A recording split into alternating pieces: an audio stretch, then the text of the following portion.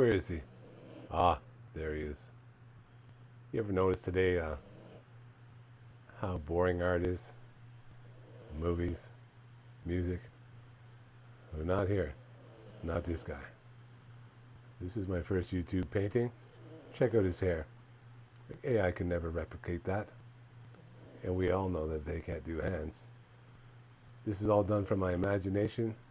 I'm going to take him out to the studio so you can have a better look at him. I love the perspective, love the painting, and I am going to finish you in today's video. This is my little studio, my little space to paint. It's all I need. I can't tell you how excited I am to get this sucker going. So let's go.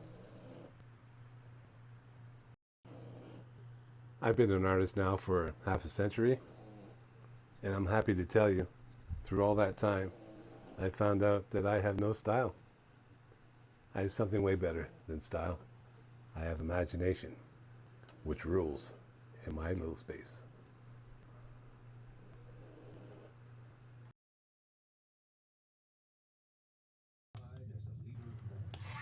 I also like to have a lot of fun when I'm painting, especially with my remote control Raptor.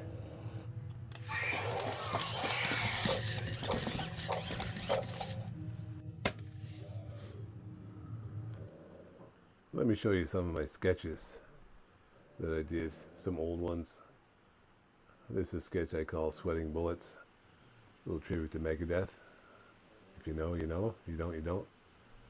But now, I don't draw hardly ever because I'm all about eliminating processes to get to the painting. So instead of sketching something out in detail and then transferring it on the canvas, I'll just paint directly on the canvas from my imagination, like this one.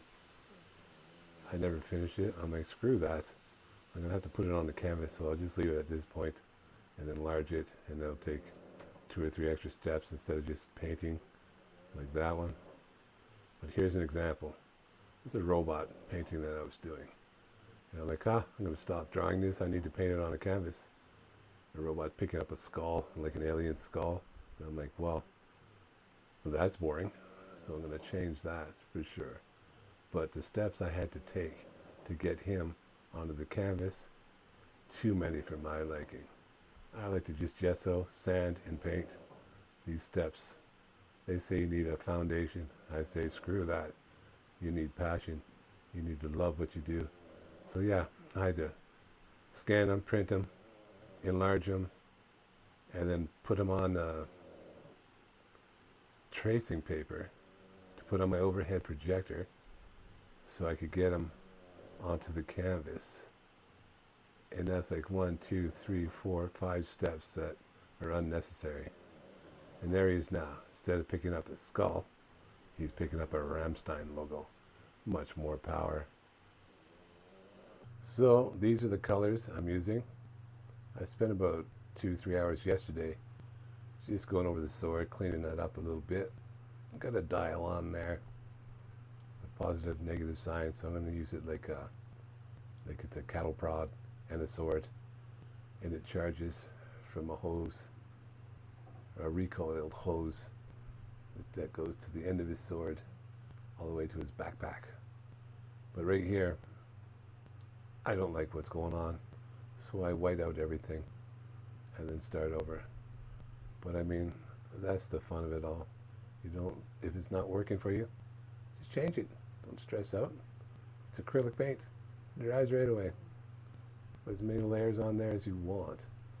And whitening up the dial a little bit. I gotta tell you a story. It's pretty funny. I was working 13 years ago with these 2 other artists, and they were portrait artists, you know, realism artists, and they were fantastic at what they did.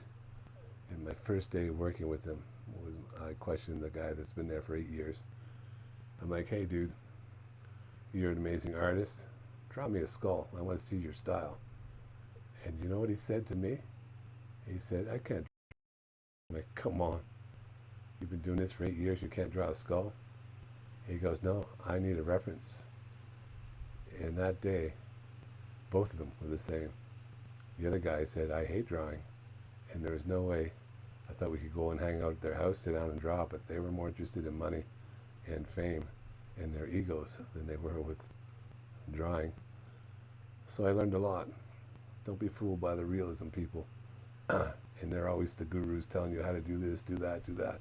Don't listen to any of those guys. Listen to your inner voice. Look inside, not outside, because that's where all the great art is. Man, his knee sucks. But now I'm back in with the black. Pull out some lines here.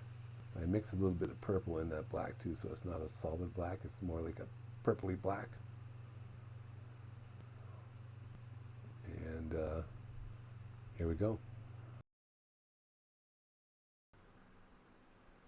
Let me show you my buddy, 17 years old.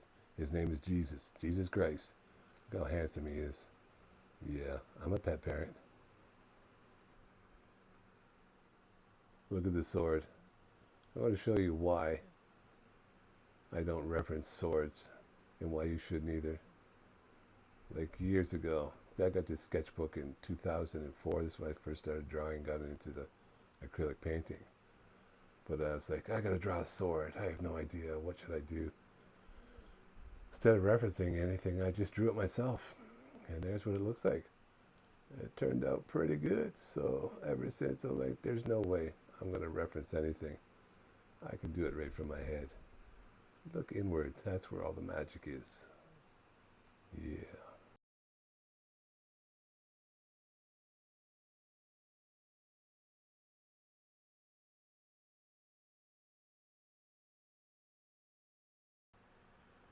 So now what I'm doing here is I'm adding in some purple.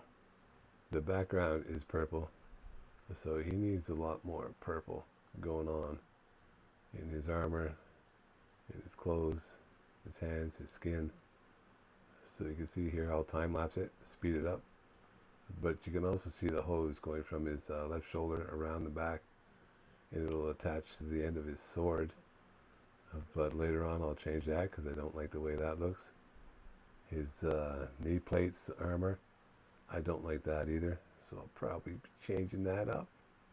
But you can see the difference of the purple, how it blends better with the background now, reflecting that purple color everywhere.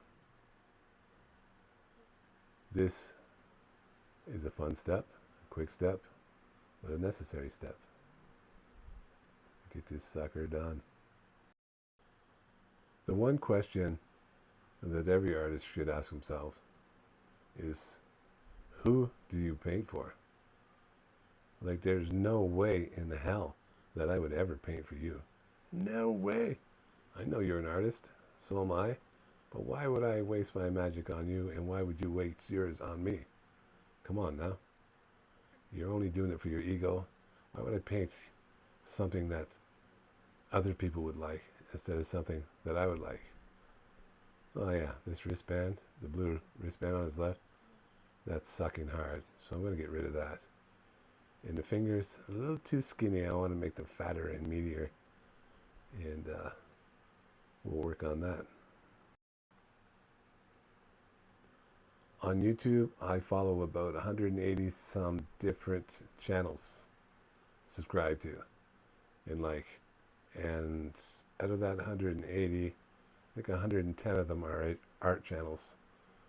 And I just, I want to support every artist that I can find out there that's doing some good stuff, that's actually pushing it, not just painting to paint pretty things, but painting it to bring something new to the table. I believe it was Dumbledore who said, soon we must face a choice between what is right and what is easy. And I made that choice a long time ago. What is easy is referencing, copying art. What is right is painting from your imagination and your soul. Think about that. The easy way or the right way? If you look on the left side of the canvas, you'll see a bat. So this is probably around October, a long ways away when I started this. But life always interferes with art, and I had to work, didn't get enough time to get her done, but it's finished today, and you're going to see everything. I will not hide nothing. I'll show you everything I know about painting and being an artist. I have nothing to hide, everything to show, and stories to tell. Let me tell you, the 80s, the 90s, I wasn't in the house drawing, painting. I was outside. I was in the bars. I was on the beaches. I was partying. I spent probably 5, 6 years without picking up a pencil or a paintbrush, doing anything. I was living, man, and that I wouldn't trade for anything. Life reflects art, and if you're not out there living, your art is going to suffer, let me tell you. Get out there, enjoy it.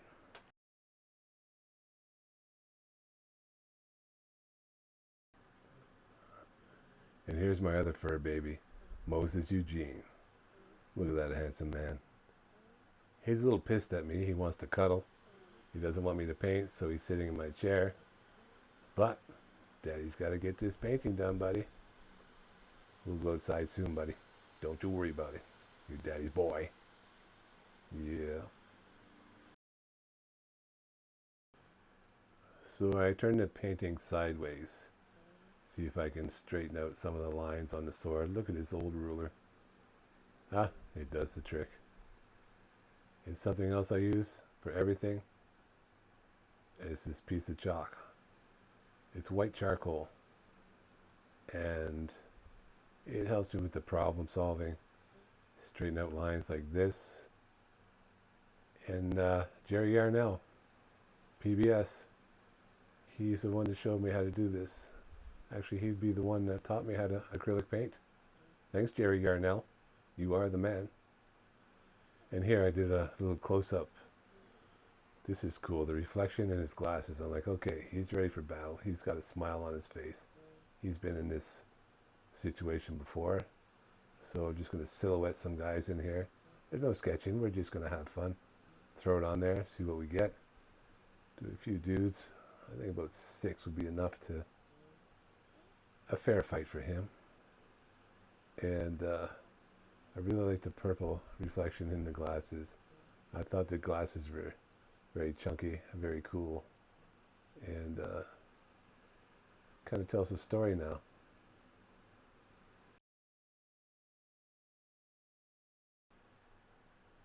His right shoulder is way smaller than his left, and here I'll bring the balance out.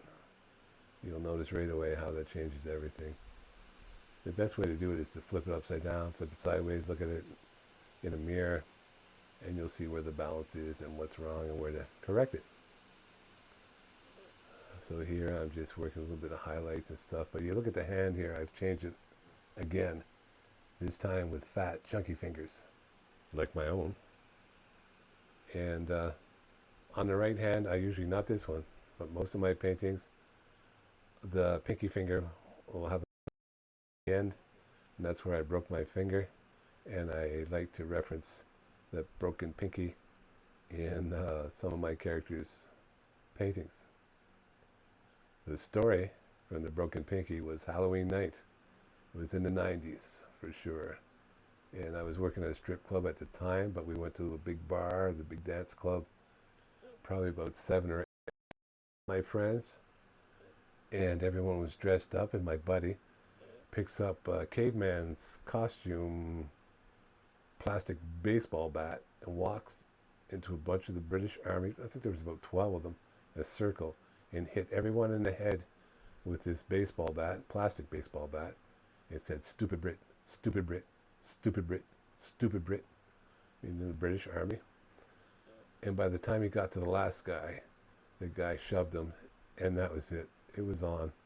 So there's about 6 of us and about 12 of them, and needless to say, I ended up with a broken pinky, and they ended up with 2 ambulances outside for all of the soldiers that dealt with the crazy people that I hung with. But that's a funny story. My third painting, I'll show you. He's got a broken finger, just like me. I've been in bar fights with over 150 people. I live in southern Alberta, the wild, wild west, baby.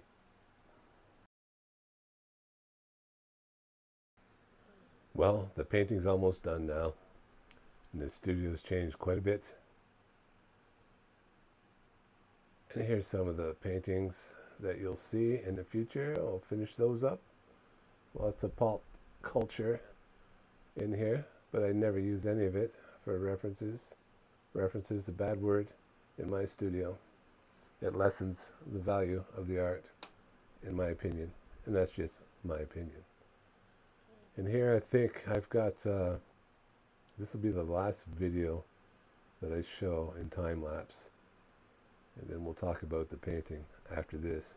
But look how fat his fingers are, chubby little fat digits, and how I overlap the fingers. And I still have no highlight on the pinky fingers from the green gauge on his sword. But in the end, I'll show you all that. There, I'm making the fingernails a little thicker. And I did put blood on the knuckles, but I'm like, it's too much blood. So I removed that. Still got a little bit of work, little highlights to do on the fingers, but he's primarily done after this. And I changed his the glove on his hand to just black with the gold. I like to bring that gold down from his hair and match it up to the sword, some of his clothes. Looks good. So I'm glad you stuck with me this far. Wait till you see the next one, and the next one, and the next one. I'll keep bringing you crazy shit, because I'm a crazy guy.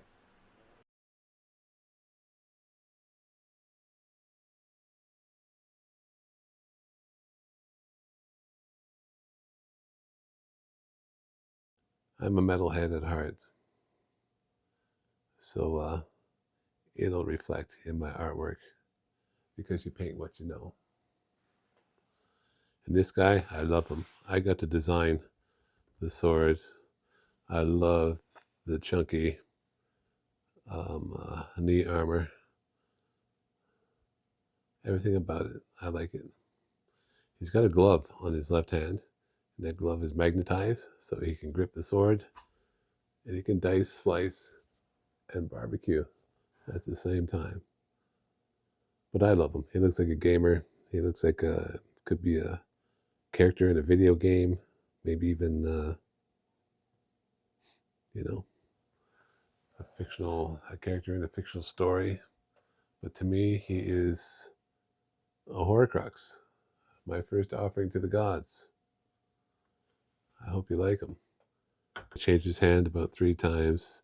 The sword, the pad, or the armor on his knee, I changed quite a bit. And I did change the cord, and I brought his arm out further. Didn't have balance. You know how you check it?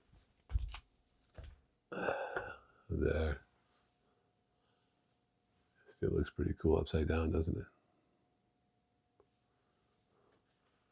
So this is all from imagination. The one thing that's missing in today's culture. Anyway, I need to show you a painting.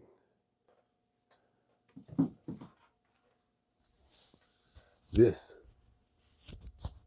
is a reference skull that I projected, traced, painted. Lots of steps, huh? And he's not done. I could do anything with him. I could change his... I have some chalk right here. This is my only tool of choice for painting. Could do like something growing, baby something growing in the skull, like it's pregnant, put horns on it, some kind of evil beast sleeping with some teeth. Anyway, this is a skull that I referenced. My connection to this is just the time I spent doing it. Now, where I come from, if you can't draw a fucking skull, you're pretty pathetic as an artist. So why would I, let me put it up here. Why would I paint this skull and be happy with it? I'll show you a couple of the ones that I'm working on. Here's one of mine from my imagination. No references. Pretty cool. Here's another one. You can see the chalk where I'm drawing in here. So yeah, those compared to this, apples and oranges. Yeah, the dark crystal, Skeksis. Pretty cool picture. Really cool movie. So I'm like, I'm going to copy this dude. Here's my Skeksis. Put them up here so you can see them.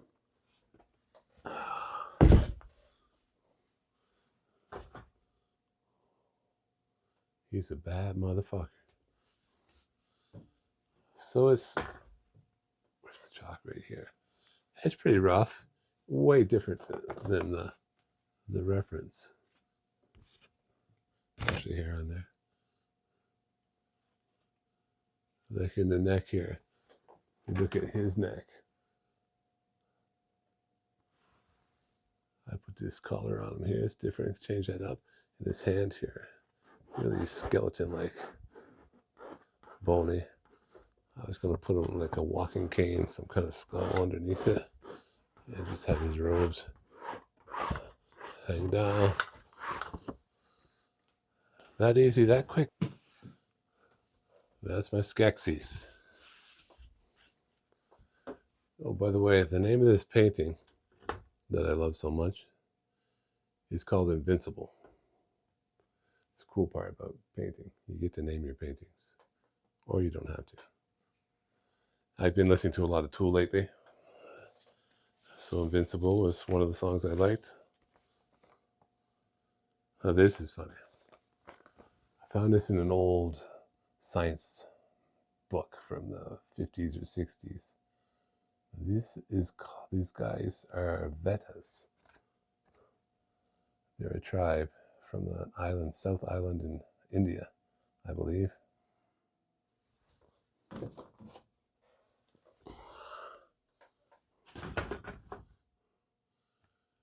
Big rip in here. I still got to repair that. It fixes hair up in here so everything flows through. Anyway, I drew tattoos on them. What do you think? Pretty close? Look again.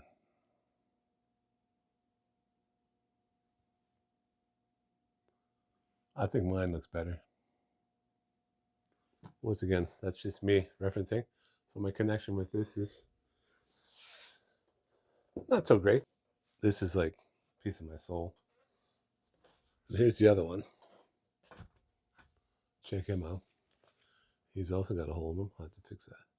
This is one of my t-shirt designs. I just drew it on there to see what it would look like on him. Definitely won't be leaving that on there. But let's look at him again.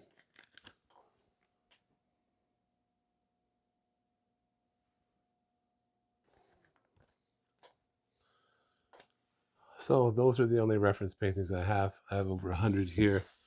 And these ones on the back on the wall here too. They're not finished. I put them up there because it's safer. I won't get rips in them like the Vedas. But also, this is my first video. Every video I make in the future, at the end of the video, I'm going to show you the next painting that we're working on. I'm going to show you the next painting that I'm working on and going to finish in that video. So each video will always have another painting. There's always one waiting. Got over 100 of them. And I also do some sculpting with driftwood. I'm going to show you the second painting, the second video. It's a pareidolia painting. If you're new to painting, you want to check this out. This is fun. This is feeding your soul for sure.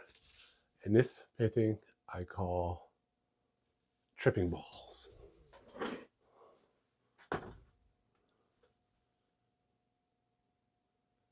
This is all pareidolia. I had this done up here this is what I was seeing.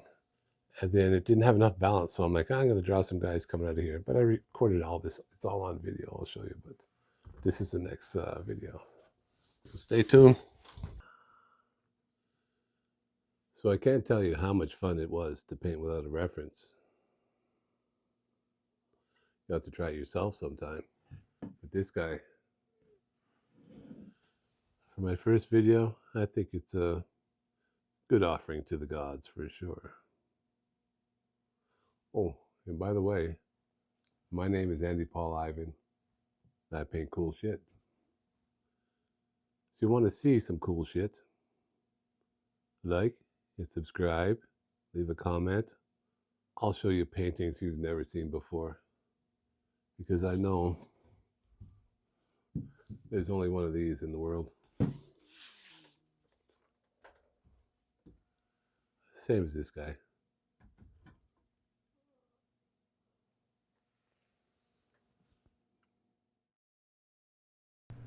Here's one more look at the finished painting. I got a second to highlight the green off his pinky. And I painted on the edges so you can see right around the corner. That looks pretty cool.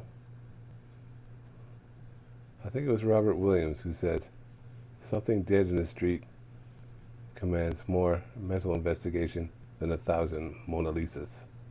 That means don't be boring.